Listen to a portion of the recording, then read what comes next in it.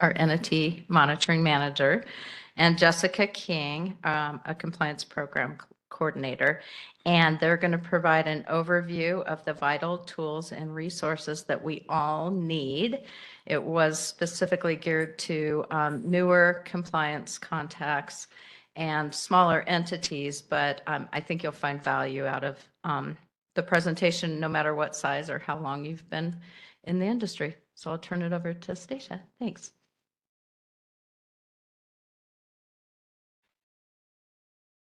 Okay, thank you, Deb. I'm going to hurry up and get over my part while the majority of people are still out in the foyer. Okay, like Deb said, we are going over some foundational information here that we thought could be very helpful to new PCCs or small entities, but this is foundational across the board. I'm hoping that you guys might be able to pick up something that you hadn't known yet. So what you will learn in this session is I'm going to describe the WECC CMEP structure. We're going to talk about some resources for frequently asked questions. And then Jessica's going to give an overview of the permissions for CORES, Align, GMD, and MIDAS applications. And you will use these platforms and resources, and they will help you succeed in your role. Okay, so first I want to talk about the CMEP and how it applies to WECC. So the CMEP is the NERC Compliance Monitoring and Enforcement Program. It is a NERC document. And at WECC, we have the Reliability and Security Oversight umbrella. And under that umbrella are these groups on the slide. We have registration and certification, oversight planning, entity monitoring, enforcement, and program or oversight analysis and administration. Now I'm going to just briefly talk about what each of those groups do. So if you want a more in-depth, I would encourage you to find a member of these groups to give you a more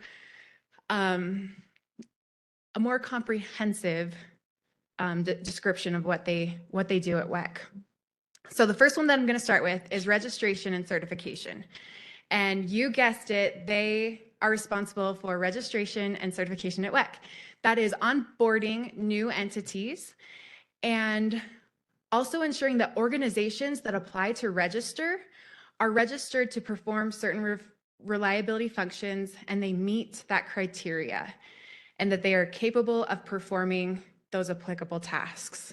Now we have oversight planning, and as Patrick spoke about this morning, they plan the oversight activities based on risk.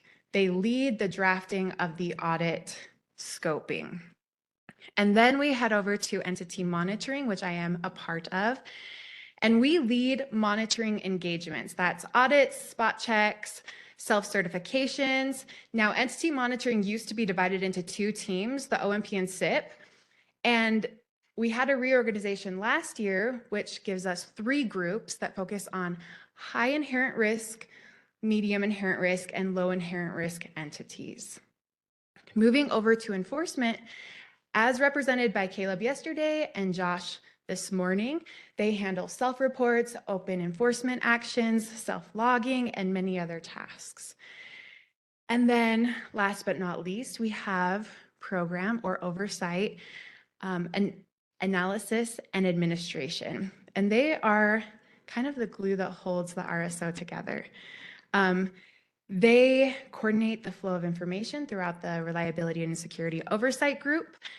This includes creating and disseminating internal and external communications, as well as meeting various data needs. Oh gosh, can you tell I'm nervous? Okay, I'm going to relax a little bit as we go through these next slides. Okay, so I wanted to highlight inherent risk. And inherent risk is what your entity is. This is before you put any controls into place. It is just your impact on the bulk electric system. And one of the reasons why I wanted to highlight this is because, as I previously mentioned, the entity monitoring group has divided into 3 different groups, with the focus on high, medium, and low inherent risk. And I wanted to highlight something. So as of March 15th, 2024, there were 422 registered entities in the WECC footprint, right? That's a lot of registered entities. And in entity monitoring, we consider about 75% of those registered entities to be low inherent risk entities. So the bulk of the entities in WECC's footprints are small entities, right? And we see a lot of commonalities among these smaller entities. First, they may not have a full-time dedicated compliance team, right? Their compliance team members they're wearing different hats at all times. They're subject matter experts. They're trying to run compliance as well. And they don't get a lot of focus from the regulator. We don't have a lot of touch points with them, for better or for worse. And so that's the reason why we thought this presentation could be helpful, because we have so many small entities in our region that could use this information while they're getting started. So along those lines, when you are getting started as a new PCC or a small entity, some of the questions you can ask yourself are, do you know what your compliance responsibilities are? Who is responsible for those compliance tasks, and who is their backup? And are compliance responsibilities built into the daily job functions? How and when do you assess your compliance responsibilities? Is it when WECC reaches out to you, or are you assessing as you go along? And let's go over some resources to help you. So first, we have a WECC generator welcome package. And this welcome package provides entities that are registering as GO or GOPs a roadmap of things that they should be aware of. So it's 25 pages, and it has a lot of great and useful information. You can find registration information, internal controls guidance, and a roadmap for getting started. If I would point people to this document if they are a new PCC over a GO or a GOP. Also, I have listed a link here to the ERO Enterprise 101 informational package, which is also another roadmap at an ERO level for these new small entities or new PCCs. Okay, moving on to the next resource is the CMEP implementation plan, which includes ERO and regional entity-specific risks that the regions, such as WECC, should prioritize. These are the risks that NERC has identified that they want the regions to prioritize as they're going out and monitoring entities. The CMEP IP is released every year, and it has this insight to what NERC is thinking about where the risk is at. The next resource is the NERC One-Stop Shop. The NERC One-Stop Shop is a web page, and it has many commonly used documents related to the CMEP department. As you've seen on this slide, I've listed a few examples of documents that you can find on that site. There's the SIP ERT, the ERO Enterprise Periodic Data Submittal Schedule, implementation guidances, and frequently asked questions. And next, we have the ERO Risk Framework, which focuses on identifying, prioritizing, and addressing risks to the bulk power system. Now, I have not linked it here because this risk framework is currently being updated and reviewed by the ERO Enterprise with an expected day of being released later this year. So keep an eye out for that. And then the last thing that I want to talk about here are the NERC lessons learned. So NERC provides documents out on its website about lessons learned that are designed to convey their insight from various tasks and activities that they've done throughout the ERO. So some examples of these are combustion turbine, anti-icing control strategy, loss of energy management system functionality due to severe resource deadlock, and managing UFLS obligations and service to critical loads during the energy emergency. And so we've provided that link as well. Okay, so that actually, I'm going to turn the time over to Jessica to go over some ERO enterprise tools.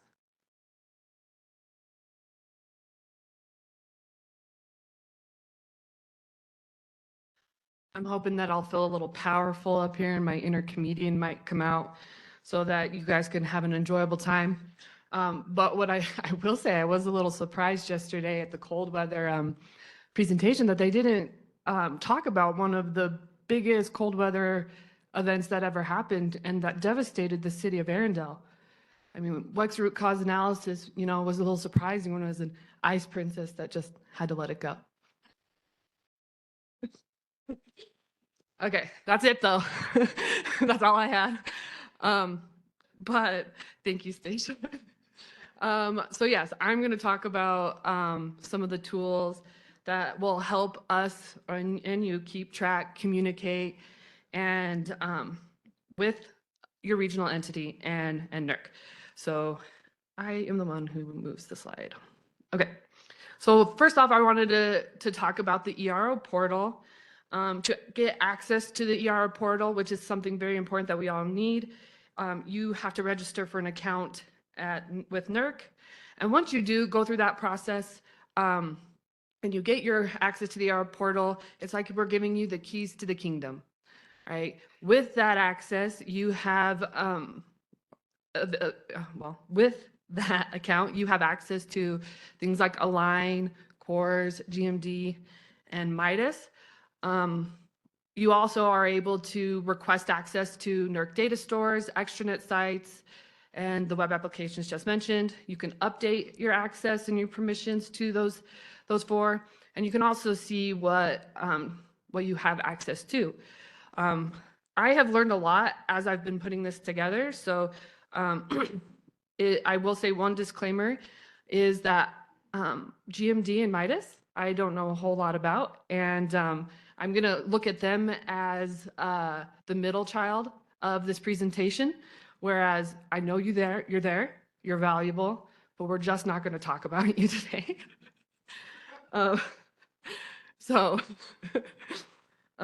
But we will focus a little more on CORES and Align. So with that, when you are registering,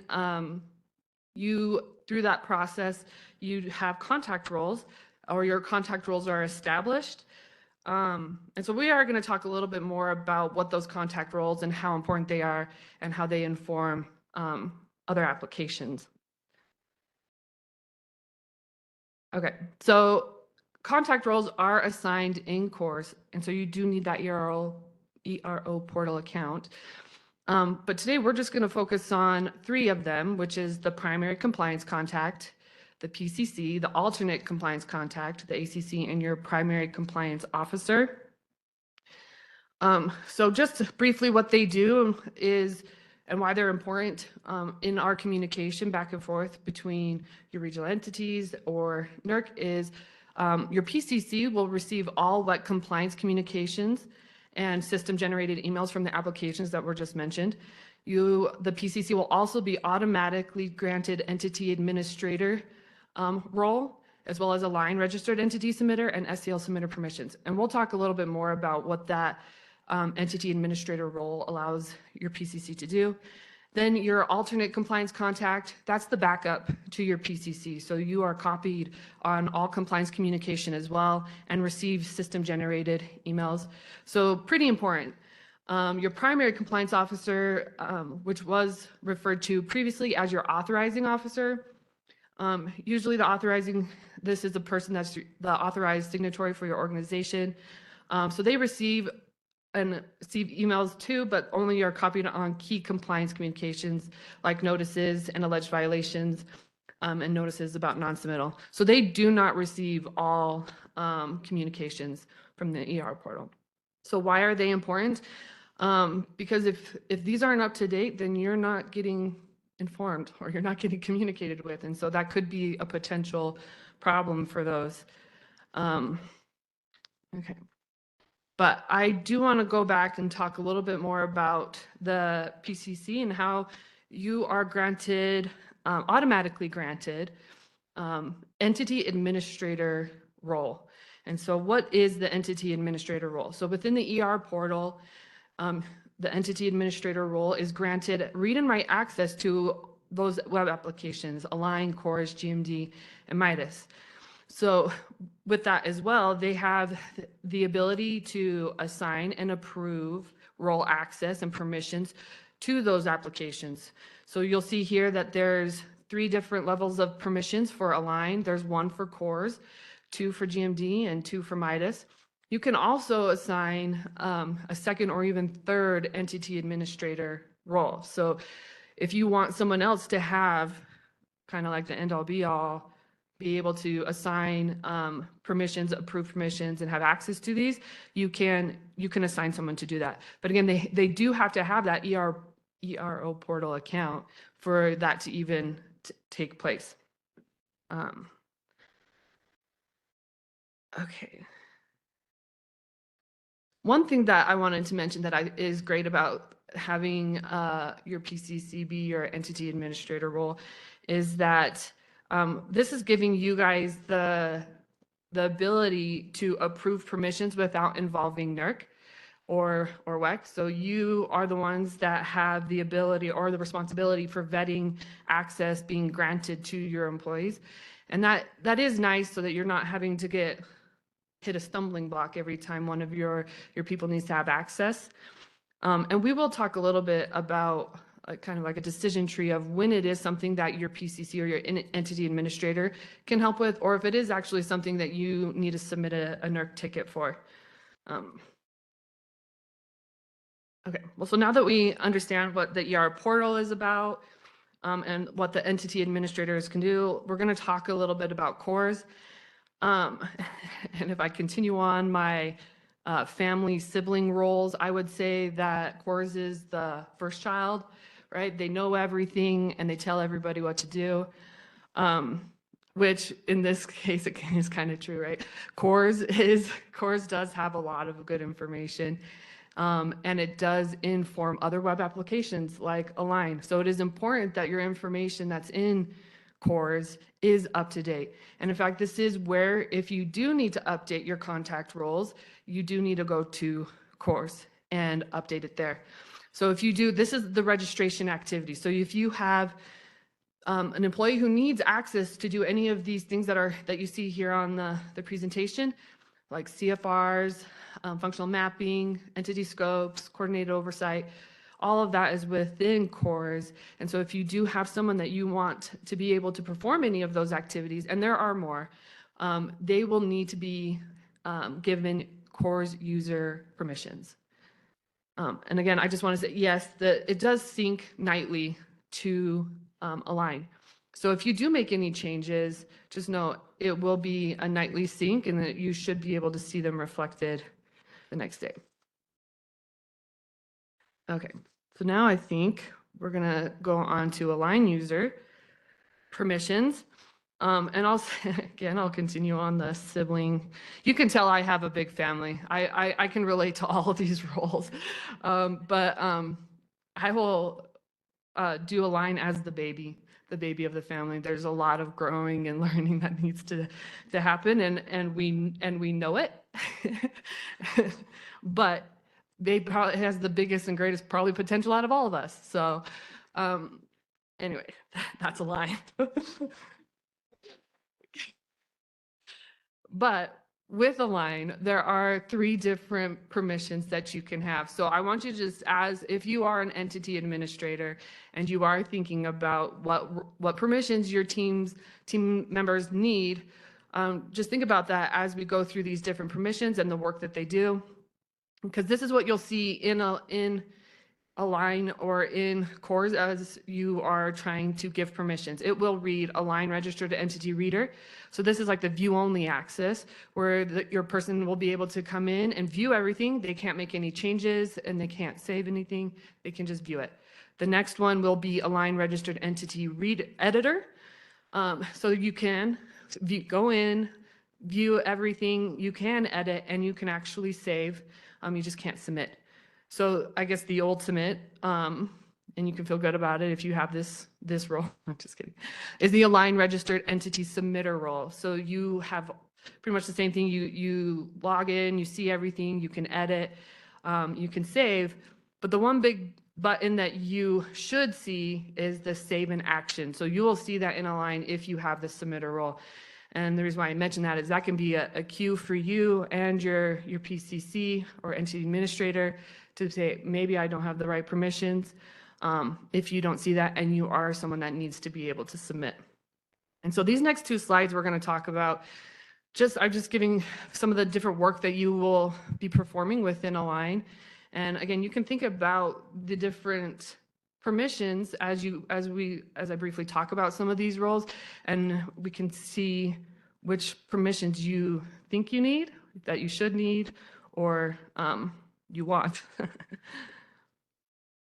Okay, so within Align, there are things like you could be asked to do for self-reports, logs, mitigation management, enforcement processing, self-certifications, audits and spot checks, risk and planning. So among all of these activities, there are going to be some common things. If you need to submit or respond to RFIs or respond to self-certification requests, create findings, you may need to have that submitter role, right? So these are the kinds of things that you can think about, or even as the PCC, as you're assigning, what does my employee need to be able to do if they need to respond, create, submit? Just know that they're going to need that submitter role. Some more aligned work is periodic data submittals, IRA and COP, technical feasibility exceptions. Again, it's similar actions across all the work that you do, but if you are trying to do your work and you don't have that save in action button, then this next slide, we tried to do a little decision tree. So have I been granted the right permissions? If you do know that you've been granted the right permissions, then you can say yes. Maybe you don't have that save in action and you know you have the right permissions, then that would be a NERC ticket. You would need to go down that path. There are instances, though, that I will say that if you have been granted your submitter role permissions, the interesting thing right now is that if there are, and this happens a lot in enforcement, is that once you get that permissions, some of the cases or things that happened before you were given that permissions, you won't see that save in action button. And so in that case, you do have the right permissions. You may need to find someone else within your company that has had those submitter permissions longer than you have. And if there isn't anyone, then definitely submit that NERC ticket and they'll have to help you with the save in action then portion. So the other part of this is you are trying to do your work. You know you need to be able to submit, or someone's asked you to be able to respond to something or submit something, and you go in there and you don't have any of those buttons. You don't have the edit or save in action buttons. Then you go down the other side. No, I don't have the right permissions. First, contact your PCC or the entity administrator. If you don't know who your PCC is, I'm not sure I'd help you with that, but I will. That's not true. I could probably help you with that. But they will definitely help you to be able to get those correct permissions. I'm wrapping up here. So I do know that uncertainty is the killer of productivity. I know that's true for me.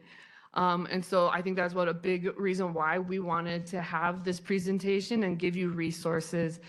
We didn't go over how to do any of the work that you do, or because, well, there's not enough time, right?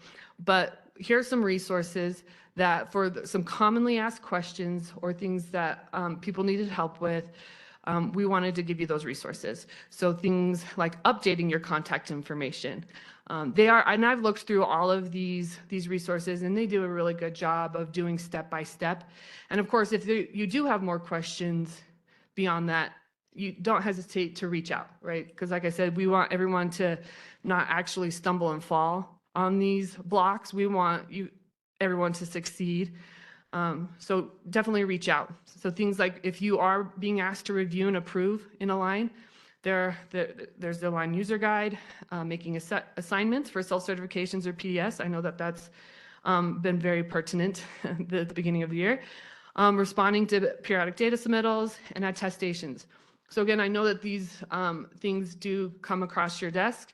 And if you do find yourself in a situation where you just don't know or where to start, these resources can help, but also you can reach out to, well, me or some of the people at your regional entities that you know. And I think that's all I have. But we did want to open it up to questions. If you did have questions on what we've presented. Hi, thank you for the presentation. This is Monica from CAISO. I wanted to ask about the functionality mapping, which is part of the CORES system. And maybe you guys have been working on transitioning the information from the WECC prior system of Web CDMS into the core system, but I think there's been some challenges with that. There's a lot of need for that information, and especially as we talked about like IBRs in the prior presentations, and so we can even understand and know who our connected entities are.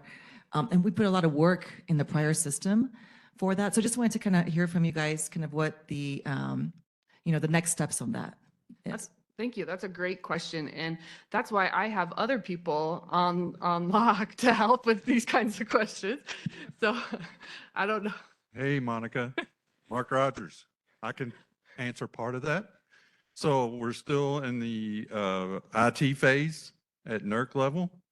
NERC had to reallocate some of their work, and one of the allocations was for CFRs. So they rolled the functional mapping back. So yeah, I think it's going to look like about Q3 is when we hope to have that module completed. And then we'll start the training. Okay, thank you. Appreciate it. Go ahead. Hi, I'm Chris Chavez, NovaSource. We're the GOP for a lot of geos. This question is going to be a little bit long here. Some of my employers are here, the geos that we service. So you mentioned in your first slide, like the Geo 101, this is what you're supposed to do as a geo. But my question is more upon like the geo transition into registration coming out of the EPC activities. Okay, and so we have resources that are really new, they're really small. Some of them are investor owners, and they don't know anything about writing contracts, what you can expect from an EPC. It's going to help you to get to registration. And I was wondering if there's any resources for them that they can look at. And an example would be mod standards. You need a dynamic, a steady state, a short circuit. They don't even know what those are. And so when it comes time for me to start interacting with them, this is way down the line when they should already know that stuff and be mining that information and those artifacts from their EPC. So is there anything out there? I know there's a lot of vendors here that know that information, but that's not free. So.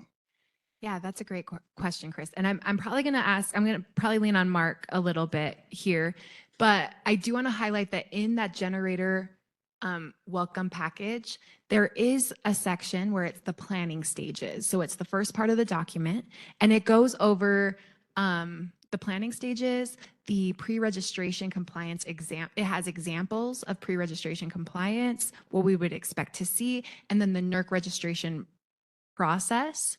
And so I feel like I would still point you to this very first and foremost. And then if you have any questions, then we can build upon that. And I'm going to let Mark build on that. So Chris, you're referring to contracts, right? I mean, or it's contracts, yes, because language in it's like the Wild West out here with solar. Right? It's just mostly, we do solar, so it's like the Wild West with contracts. They're very general, vague, And, you know, some parties are interpreting it one way, other parties are interpreting it the other way.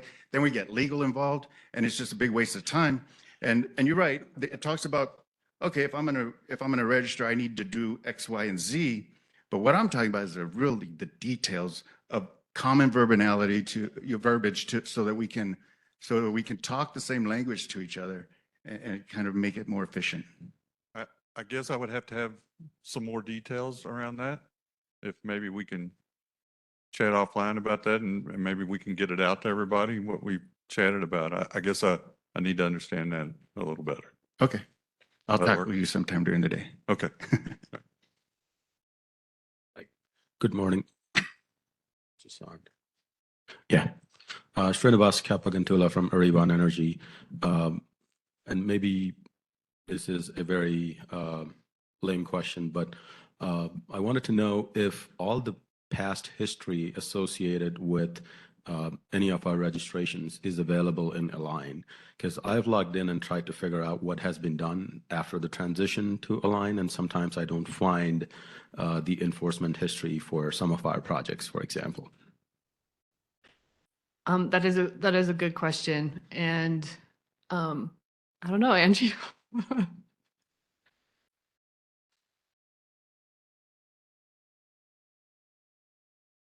Okay, hopefully this works. So Angie Shapiro, I'm over the Oversight Analysis and Administration team. So are you talking about like the compliance history? Yes. Yeah. And your answer could be, well, you should know it. I totally get it. But, you know, but there's a ton of M&A happening. Like Chris Chavez pointed out, it's wild, wild west. So there's a ton of M&A that happens. And as part of the due diligence process, guess what? Nobody cares about NERC. So all the compliance history and whatnot are never passed on. So I have instituted a process at my company where we are consulted during the due diligence process when we're selling or buying, so people actually have the right information. But that's why I'm trying to rely on WECC CDMS or Align, whatever the new system's going to be in 2 years from now, because once we are all accustomed to it, it's like Microsoft Word. You'll change it again. So, right? So that's why I'm asking. Yeah, so when we did migrate from WECC CDMS over to Align, we did migrate 5 years of past compliance history. And so this includes the closed items.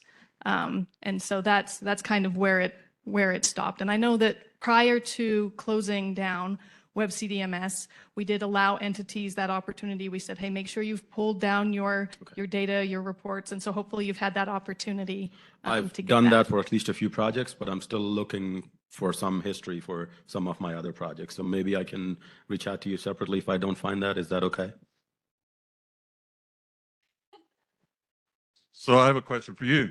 So you're referring to if you buy another asset, right? Or Yeah, so and there's you want to there's- know the compliance history of that. Right. Okay. Exactly.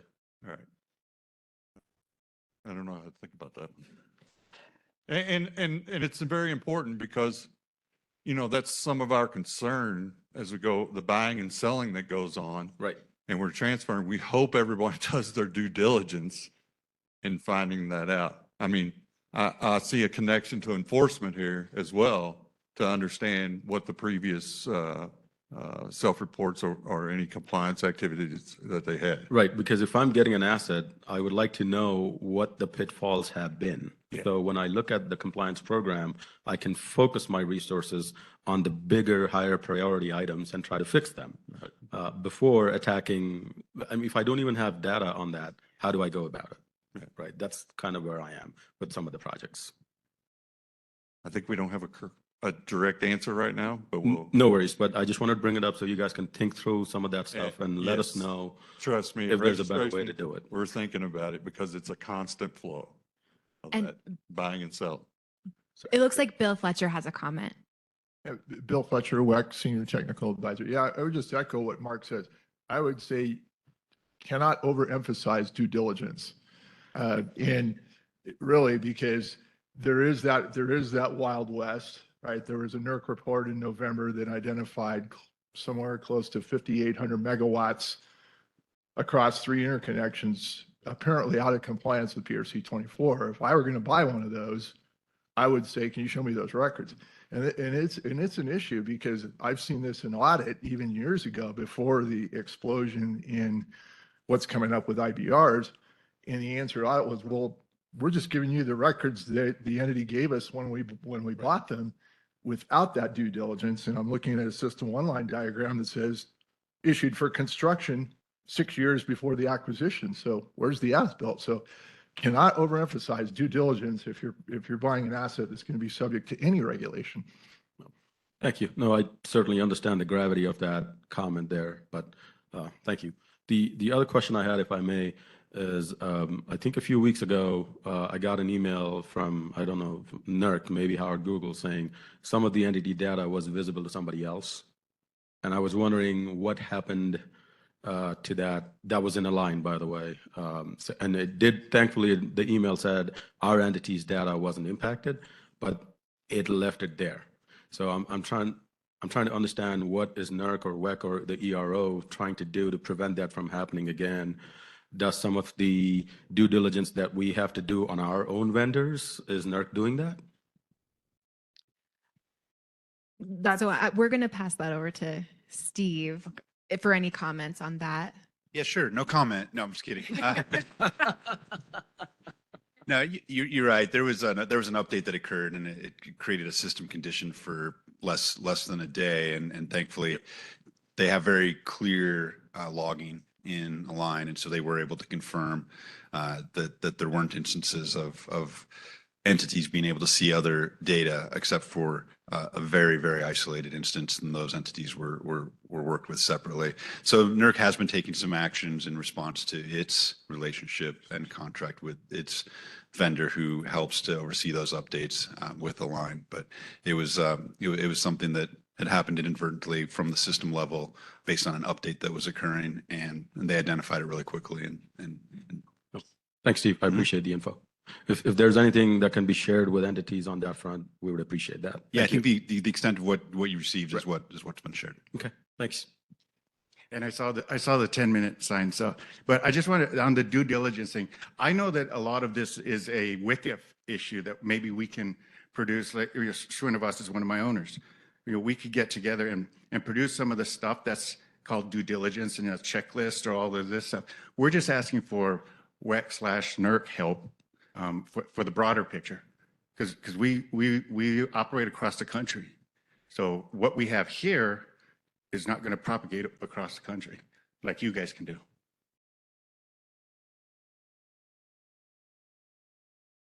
Thanks, great presentation. This is Matthew Hadamia with Salt River Project. On that Wild West comment, thanks for all you're doing. I know this is tough.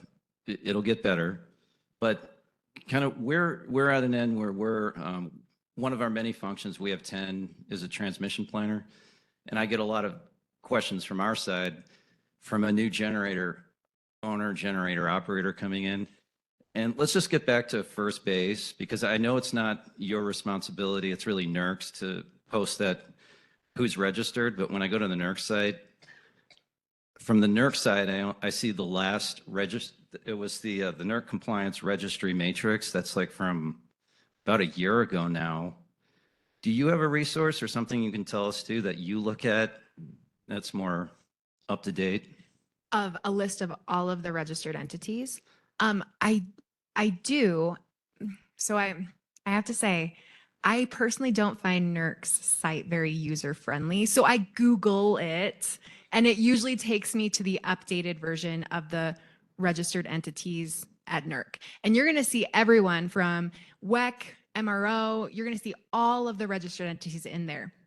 And I just checked last week, and the last one that was updated was from March 15th, 2024. Yeah. That's the one I see too. Okay. Well, I mean, that's like a week old, like a two weeks old. Yeah, but as something comes on, or as this is getting dynamic, is that Oh, the okay. best thing you're looking at? Oh, you're saying in the future, like how often is that updated? That updated too, and just if you have any nuggets or something else you're looking at that's more, that's more current than that, or are we looking in the right place? Are we all looking at the same thing? We're looking at the same thing. Everybody's looking at the same thing. So what you have to understand is we in registration certification do the analysis when a new asset comes in or a new owner. And then we send that to NERC. Then NERC gives the approval, and then we'll then send your letter. So there is a time frame there. There is a gap.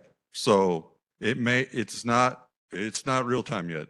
Okay. So, but that, as they just pointed out, that registry on NERC's website is accurate.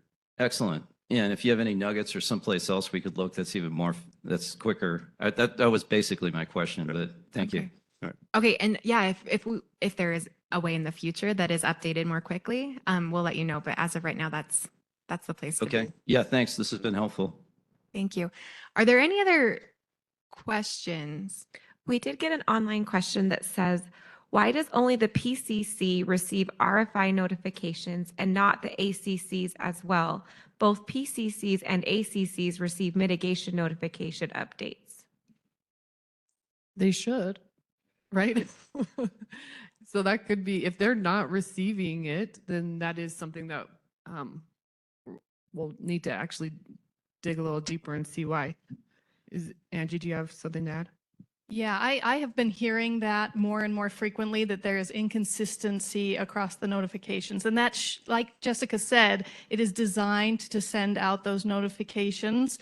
And so that is what I would call a defect in the system. And so I am on the Align user group, and I'm going to be following up with NERC and the developers to make sure that is addressed as quickly as we can.